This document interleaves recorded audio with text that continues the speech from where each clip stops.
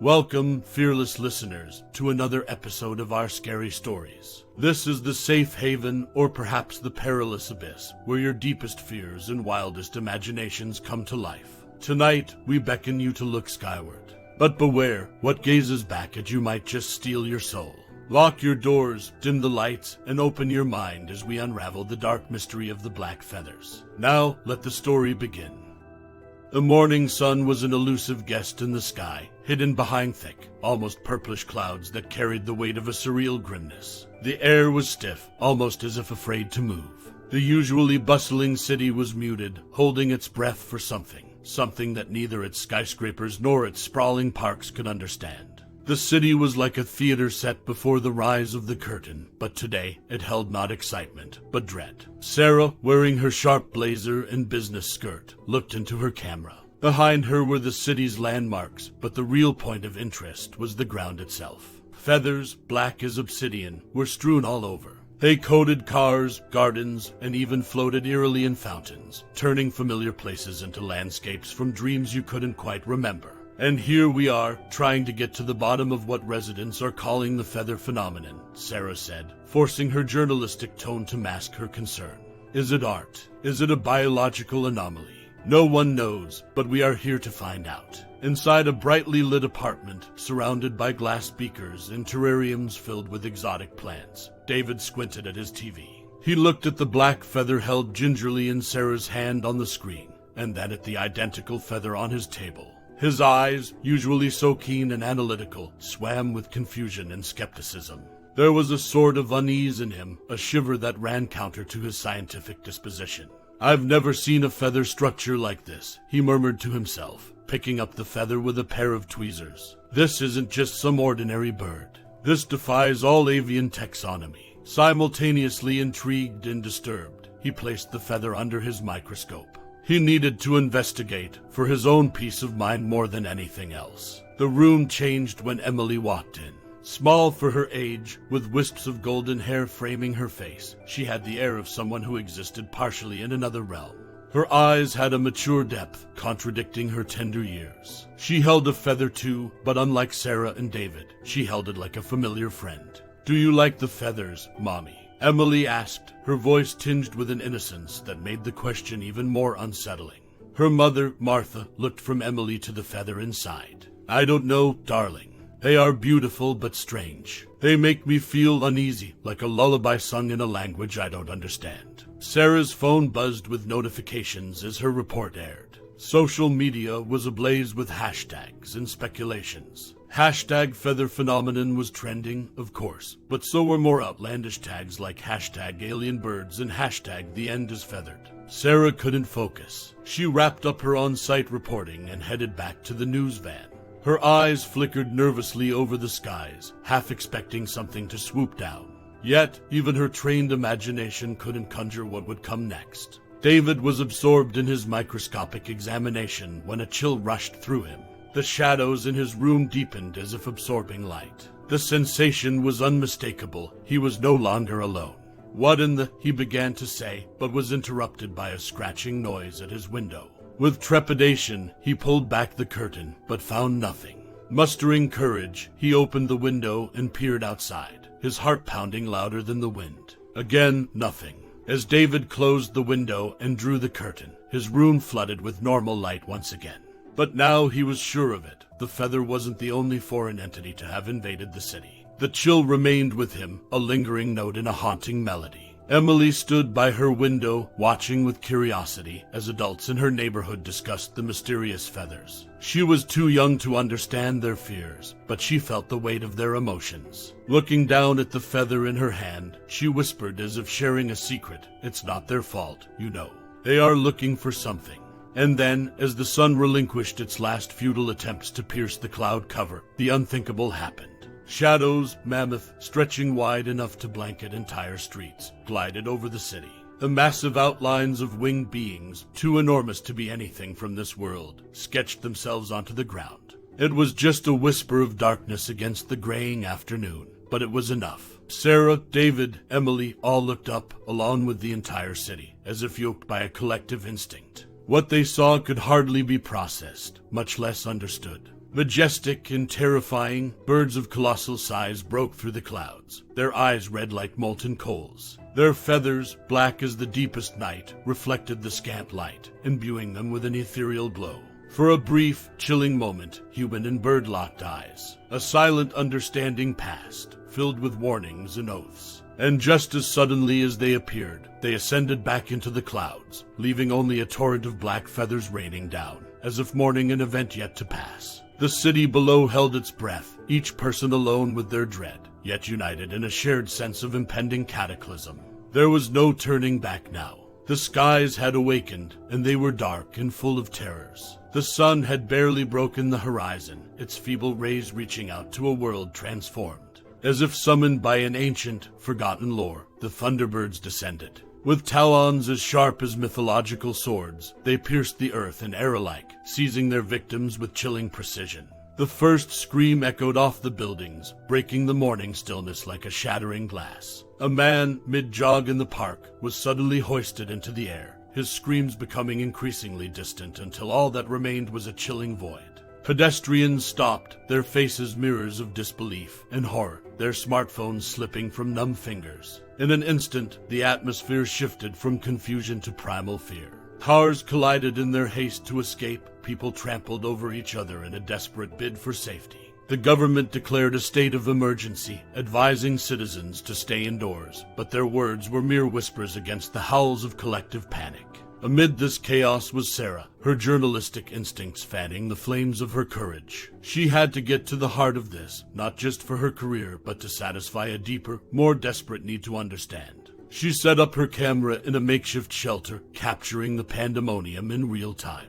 It wasn't long before her eyes met those of a child, the same child she'd seen admiring a feather just days before. "Emily, do you remember me?" Sarah crouched to the child's eye level. "Can you tell me what you think these birds are?" "They're like fallen angels searching for something lost," Emily replied, her eyes distant as if recounting a dream. "But they're angry because they can't find it." Sarah stared at Emily, her mouth slightly open. How could a child put into words the emotions that an entire city couldn't articulate? Across town, David's lab was an oasis of scientific curiosity amid a desert of chaos. He had gathered a feather from the first rainfall and was now examining it, disassembling its molecular structure. The more he looked, the more he realized that these feathers didn't correspond to any known avian species. These were relics of a world unfathomable. "They're not from here," he said, as though saying it out loud would make it easier to believe. "They're from a different..." His sentence was cut short by the shattering of glass. David turned just in time to see the talons, huge, menacing, and horribly real, smashed through his window, scattering shards like deadly confetti. With no time to think, he ducked under his lab table as the creature swooped in, its red eyes glowing with predatory intent. It tore through his equipment, shredding years of research into debris. Then, with a screech that rattled his soul, it retreated, disappearing into the darkening sky. David rose, trembling, from his hiding place. His lab was in ruins, the feather destroyed, his research obliterated. He was back at square one, but with an even greater sense of dread. As he looked at the sky from the gaping hole that used to be his window, he felt a profound emptiness, a realization that understanding this phenomenon was beyond his reach, and perhaps beyond human comprehension. In the chilling aftermath, Sarah continued her live reporting, her voice betraying a quiver she couldn't control. Emily returned to her home, hugging her feather tightly as if it could shield her from the chaos. David, now standing amid the ruins of his lab, knew that the quest for knowledge had escalated into a struggle for survival. And the city, now a theater of the unfathomable, braced itself for the next act in a tragedy of cosmic proportions. It wasn't just a dark sky they were under, it was a shadow cast by talons of darkness, one that seemed increasingly unlikely to lift. The library had always been Sarah's sanctuary, a place of quiet introspection amidst the clamor of the world outside. But today, the dusty tomes and antique maps seemed to whisper secrets, pulling her towards an obscure shelf in the darkest corner of the room. Her fingers skimmed the spines of forgotten books, finally resting on a leather-bound volume, ancient and almost reluctant to be opened. Sarah carefully leafed through the pages, her eyes widening as she discovered accounts of large birds, eerily similar to the thunderbirds, chronicled by scribes from centuries ago. Descriptions of mysterious disappearances and ominous black feathers filled the lines of texts inscribed in old ink. The place they originated from was referred to simply as the nest. "We need to find this place," she told David later, her voice a mix of dread and determination. David was skeptical, still reeling from the loss of his research. But the mention of ancient writings captured his scientific curiosity. Emily, however, showed no reservation. "I need to go," she said, gripping her black feather. "They called to me even before they came. I don't know why." So it was decided, almost as if by an unseen hand guiding their destiny. Armed with maps, provisions, and an unwavering purpose, they embarked on an expedition that would take them through an uncharted forest, described in the ancient book as the dwelling place of these otherworldly creatures. As they ventured deeper into the woods, the atmosphere grew dense with a weighty foreboding. Vines entangled their path like clutching fingers, and clouds shrouded the sun, casting an eerie gloom that toyed with their senses. Here, nature seemed to conspire with the supernatural, as if guarding a cosmic secret. Birds with dull feathers and watchful eyes observed them from the trees, their trilling songs like mocking laughter. It was Emily, her affinity with birds like a beacon, who noticed a particular arrangement of trees resembling an archaic symbol from the book. "Through here," she whispered as they crossed the threshold. What lay before them defied comprehension. Amidst towering trees and hanging moss was the nest, a clearing suffused with an ethereal luminescence. Statues filled the area, but not of stone or bronze. These were people and objects from various eras, all turned to what looked like petrified wood, their expressions frozen in the final moments of terror or awe. "Guardians," Emily murmured, her voice tinged with reverence and melancholy. "They're guardians of something so sacred, so ancient, that it's beyond us. We're not just trespassers, we're transgressors." David looked around, his scientific mind grappling with the surreal scene. "So they're not just predators. They're protectors, maybe even selectors. But of what? Or for what?" The air grew thick, as if in response to their questioning, their probing. A rumble echoed from the heavens and shadows formed above them, a swirling vortex of thunderbirds descending toward the nest. Their eyes glowed with an otherworldly light, as if challenging the intruders to comprehend the vastness of what they guarded. Sarah clutched her camera and David his notes, both suddenly feeling the inadequacy of their tools to capture or explain this cosmic enigma. And Emily, standing among the life-turned wood statues, understood that her affinity for birds was not an invitation but a summons. A summons to face the unbearable grandeur of a secret older than humanity itself. Their hearts pounded, not just with fear, but with the unsettling realization that they were standing on the precipice of a revelation so profound it could unravel the fabric of their understanding of the world. And the guardians of that secret, their feathers dark as the space between stars, circled above them, a living halo of mysteries never meant to be solved. Emily stood still, her eyes meeting those of a thunderbird hovering just above the clearing. It was a surreal communion, as if time and space bent around them. The young girl felt an inrush of images, emotions, and a keen sense of urgency, interspecies telepathy, she would later call it. "They're not here to destroy us," Emily murmured, her voice quivering with newfound understanding. "They're here for something specific. Something stolen." Sarah looked bewildered, her camera dangling from her hand. Stolen? What could be so important to trigger all this? David, his skepticism dissolving in the face of the incredible, echoed Sarah's sentiment. Yes, what could a creature that's possibly existed for millennia want from a modern city? Emily closed her eyes, as if listening to whispers only she could hear.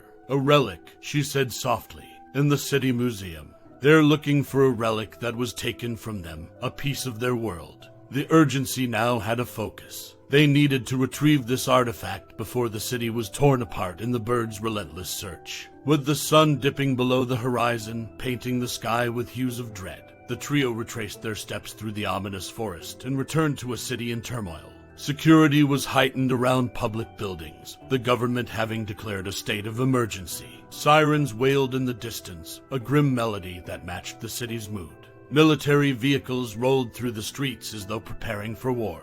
The museum would be a fortress. Sarah used her press credentials to lead them through the main entrance, spinning a story about covering the preservation efforts for invaluable artifacts during the crisis. David, meanwhile, had memorized the museum's layout, guiding them through hallways adorned with relics that bore mute testimony to human history, a history now interwoven with a more ancient, more cosmic narrative. But it was Emily who sensed the direction they should take, pulled as if by an invisible string towards an obscure exhibition titled Mysteries of the Ancient Sky.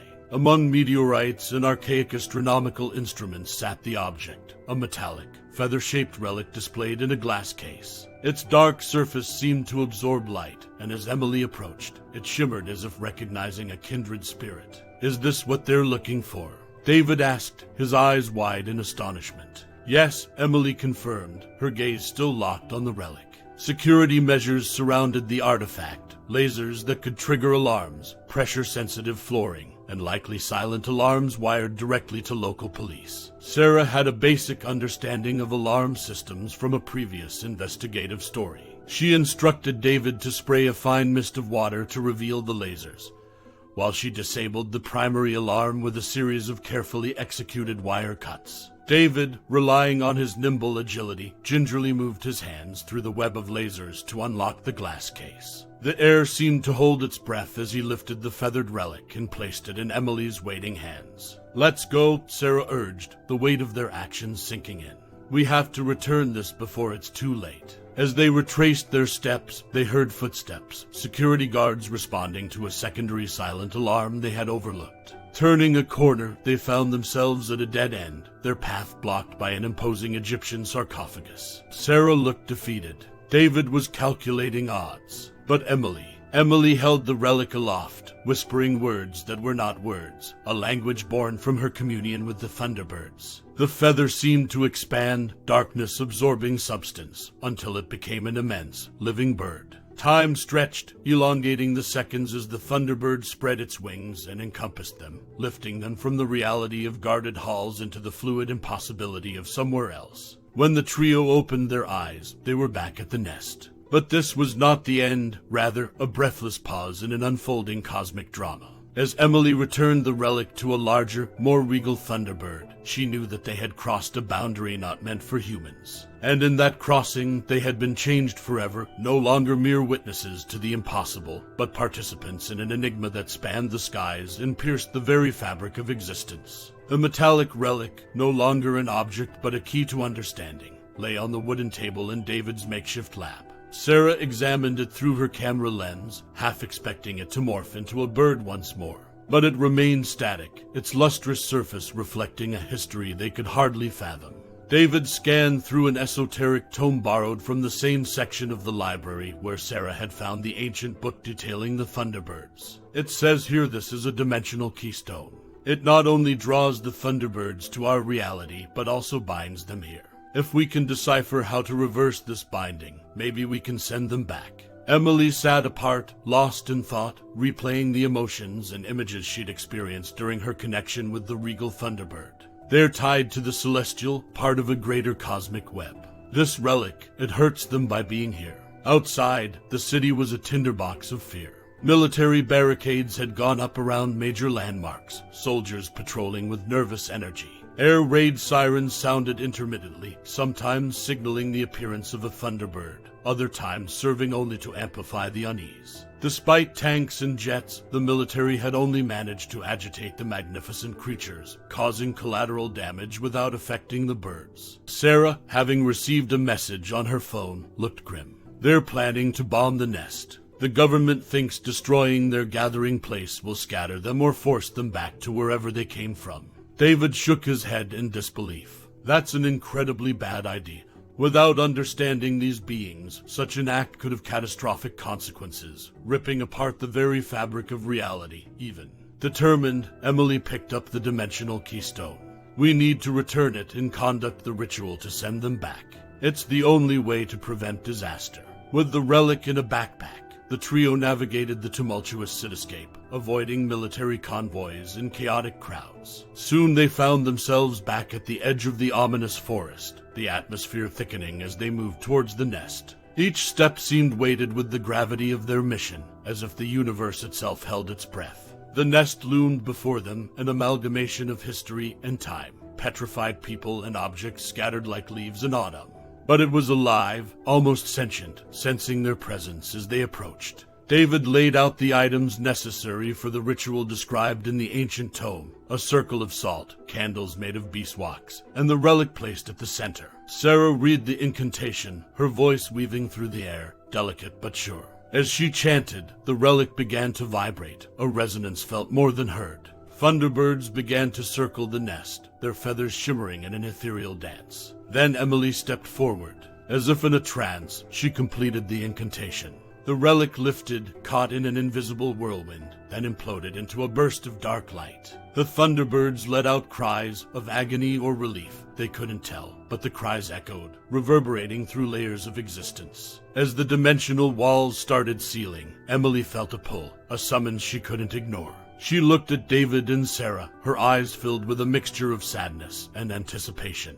I have to go with them. I can learn, understand, maybe even serve as a bridge between our worlds. I'll come back, I promise. But for now, I need to go. Before they could protest, Emily walked into the shimmering ring of light surrounding the now floating relic. And then, with a final flutter of black feathers, she and the thunderbirds were gone. David and Sarah stood alone in the now still nest, the weight of their success as heavy as the loss of their young friend. As they turned back, faces marked by the traces of realms beyond, they knew they had been part of an ancient tapestry that was far from complete. For in saving their world, they had embraced mysteries that transcended it. And some mysteries, they understood, were never meant to be unraveled. It was strange how swiftly normalcy returned to the city, like a river smoothing over a disrupted stone. Cars honked, children played in the parks, and restaurants buzzed with laughter. Yet, the air carried a subtle undercurrent of unease. People looked up more often now, eyes scanning the sky as if half expecting to see shadows eclipsing the sun. Sarah sat in her office, staring at the computer screen where words wove into sentences, sentences into paragraphs. Her article was unlike anything she had written before, questioning the tenuous boundaries of human understanding, the cosmic scales on which the events had balanced. The Black Feathers event, as it's now universally called, wasn't just an ecological anomaly, but a glitch in the universe, a puncture through which we peered into the abyss of the unfathomable. She typed, her fingers hovering over the keyboard before pressing the submit button. Meanwhile, David was in his lab, which bore the marks of the recent attack. Shattered glass had been replaced, but the air still smelled faintly of burnt paper and chemicals. Amidst the remnants of his previous work, a new book lay open, Encyclopedia of Cryptids and Mythological Creatures. The pages whispered new mysteries: Mothman, Loch Ness, Bigfoot. And though he knew his academic colleagues would scorn him, David was resolute. His research was taking a turn. From now on, he would delve into the chasms between science and myth. Sarah and David met at a cafe later that day, their faces showing the strain of lives irrevocably changed. They spoke little, each immersed in their own intricate labyrinths of thought, yet taking comfort in the other's silent company. They were custodians of a secret too vast to share, yet too burdensome to bear alone. As they parted ways, a chilling breeze swept through the city streets, carrying with it a scent of rain and distant lands. Both looked skyward, their gazes meeting a cloudless sky, its tranquility a jarring contrast to the terrors it had recently unleashed. Back at her home, Sarah entered Emily's room, untouched since her departure. The walls were adorned with drawings of birds, hawks, eagles, and her own imaginative creations, a testament to a young girl's wonder that had turned out to be so much more. It was a sanctuary of questions with no easy answers. And then it happened. From the open window, a single black feather floated down, landing softly on Emily's empty bed. It lay there, a sliver of darkness against the pale sheets, as if whispering secrets in a language too ancient for words. The feather was an enigma, a piece of a puzzle far grander and more intricate than they could comprehend. It was a silent promise, a thread linking dimensions, hinting that their journey, fraught with peril, yet shimmering with wonder, was far from over. As darkness enveloped the room, Sarah looked at the feather one last time, her heart swelling with a mixture of sorrow, hope, and an inexplicable sense of anticipation. Somewhere beyond the veil of reality, cosmic gears had shifted, setting the stage for mysteries yet to unfold. And so, as the night deepened, the last feather lay still, an ink-black harbinger of tales not yet told, but destined to be. Ah, the enigma lingers, doesn't it? That solitary black feather, do you think it's a token of sorrow or a promise of untold terrors to come? That, dear listeners, is for you to ponder as you lie awake tonight, listening to the night sounds, wondering what lurks in the unfathomable abyss above. Thank you for descending into this otherworldly tale with us. This is our Scary Stories, where the border between the impossible and the real is merely a line drawn in the sand, and the tide is coming in. This is our Scary Stories signing off for tonight.